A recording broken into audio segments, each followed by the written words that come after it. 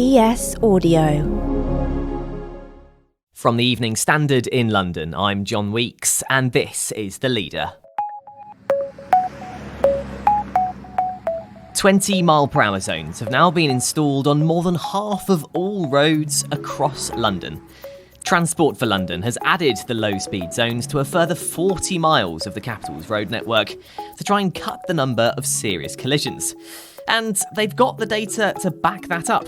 Figures from TfL show that after speed limits were lowered on arterial roads across London, collisions involving a vulnerable road user have decreased by 36%, while collisions resulting in death or serious injury have decreased by 25%. So there's good evidence so far that 20 mile per hour roads make London safer. Ross Lydall is our City Hall editor and transport editor. The picture in terms of road deaths or serious injuries, these are going down annually, but they're not going down quick enough to hit the Mayor's aim of eradicating all road deaths by 2041. So 20 mile per hour limits are playing a role, but they're not the only solution. But there is opposition to the 20 zones.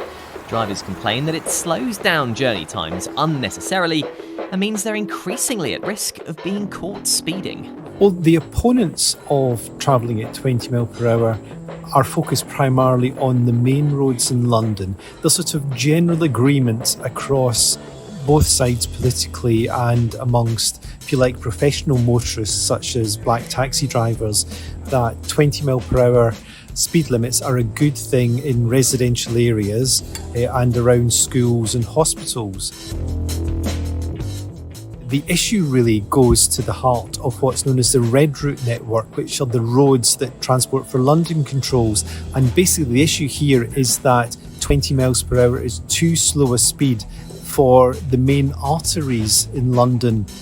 The issue is that by limiting traffic to 20 miles an hour on a 24/7 basis, that it essentially clogs up London's commercial arteries, and it really does the city's commerce no good. Almost 125,000 speeding fines were issued in April and May, and TfL wants the Metropolitan Police to have the capacity to issue 1 million tickets a year from next April. It's my understanding that revenue from speed cameras doesn't go to Transport for London, it goes to the Treasury. So many drivers may see these speed cameras and road signs going up. Transport for London is sort of quite clearly advertising the 20 mile per hour zones. For example, on Seven Sisters Road, I drove down that last week, and probably every 50 yards you have this large poster with a 20 mile per hour sign hanging off lampposts. So, if you like, recognition of the limits and Transport for London's role in imposing them will be growing. But to the best of my knowledge, that money does not come to Transport for London, it goes to the Treasury, to Jeremy Hunt, and is then spent on all kinds of road projects across the country. 20 mile an hour zones date from the 1990s really, when communities wanted to start to address this issue of speeding traffic. Jeremy Leach is London campaign coordinator at 20's Plenty, a group calling for 20 mile per hour zones to be normal on residential streets and in towns and village centres across the UK. In the research that's been done, there was a big study by the London School of Hygiene and Tropical Medicine. They found that, in essence, where speeds had been reduced to 20 mile an hour maximum, the casualties fell by more than 2/5, so 42%. So that was an incredible, it's one of those gains in, road danger, reducing road danger that's very, very hard to achieve. And so that statistic is what basically got me into interest in, the power of 20 mile an hour limits. There are other benefits, of course. There are now further research has been done. There's benefits around emissions. So, you lose make less CO2 and nitrogen dioxide at 20 mile an hour. And there's also obviously noise benefits as well. And communities feel safer, so they walk and cycle more. All of that's backed up by research. Improved air quality is an added bonus, but also a contentious issue more recently because of ULEZ. The air quality ones, it's been backed up by quite a lot of research now. It is a bit counterintuitive, but I think it's that old physical thing of it takes 2.5 more times power to raise a vehicle speed to 30 miles an hour than 20 miles an hour.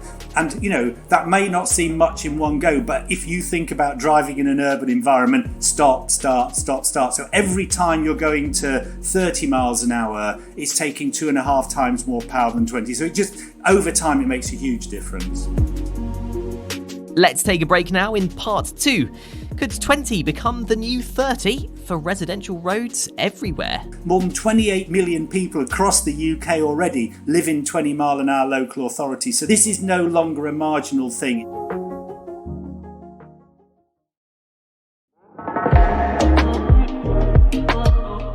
A government report from 2018 looking at 20 mile per hour zones showed that net support for them increased after they were brought in.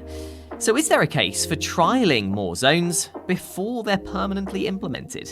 It's funny really, the trial thing. We've never really found that people particularly wanted to do that. There was a spate of at one time the idea that it would just be sort of advisory speed limits, but I don't think local authorities, when they bought into the idea, they actually wanted to put the 20 mile an hour speed limits in properly.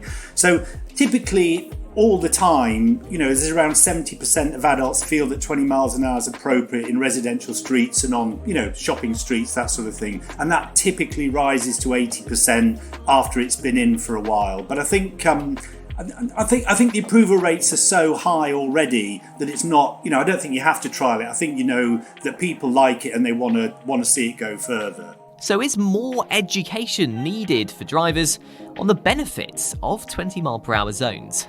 Yes, I think that's right. And I think that one of the really good things that Transport for London are doing at the minute is they are really emphasising the impact of their 20 mile an hour rollout programme. So I think all of this has been stimulated by the fact that the Mayor of London is increasing the number of 20 mile an hour speed limits across the Red Route network. I mean, obviously the boroughs have been doing this for a long time and most of the London boroughs are now 20 mile an hour, but obviously TfL have come to this now and are doing an amazing job.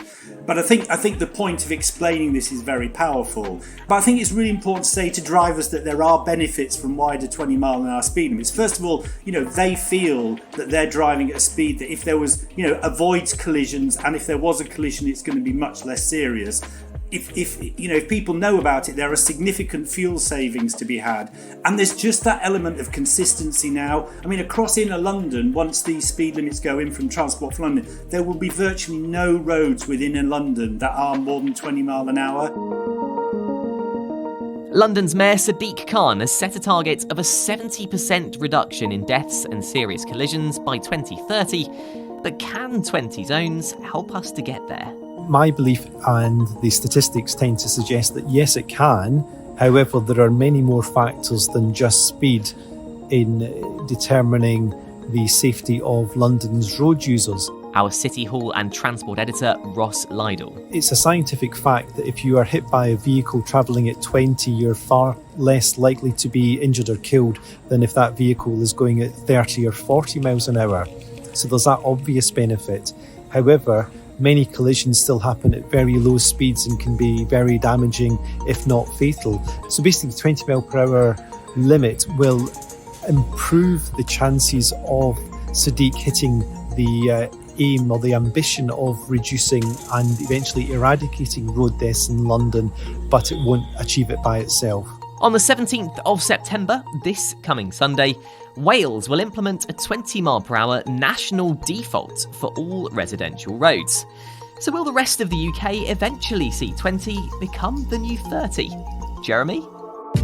I think that's where we're headed. It's going to take time. So there was an interesting declaration by the United Nations, I think it's back in about 2020, where in one of their road safety declarations globally, they said 30 kilometres an hour, 20 mile an hour, that's the appropriate speed limit in built-up areas. On the back of that, Spain has basically made 30 kilometres the default speed limit in built-up areas. Holland, it's a bit more piecemeal, but essentially in built-up areas in Holland, it's a 30 kilometre an hour speed limit. Really excitingly, from Sunday, Wales becomes a default 20 mile an hour nation. Scotland is looking at this really seriously, and I think there's a good chance that by 2026 Scotland will be a default 20 mile an hour nation. And what's really exciting from our point of view, as part of their Vision Zero work, Transport have been saying to the Department for Transport, centrally, Transport for London have been saying, we would like you to consider a default 20 mile an hour speed limit for London, for the UK. So that pressure is building. And remember, more than 28 million people across the UK already live in 20 mile an hour local authorities. So this is no longer a marginal thing. It's a mainstream thing, but obviously it's a big legislative change to go for England to go 20 mile an hour. There's more news, interviews and analysis in the Evening Standard newspaper and at standard.co.uk. That's The Leader. Thanks for listening. We're back tomorrow afternoon at 4 o'clock.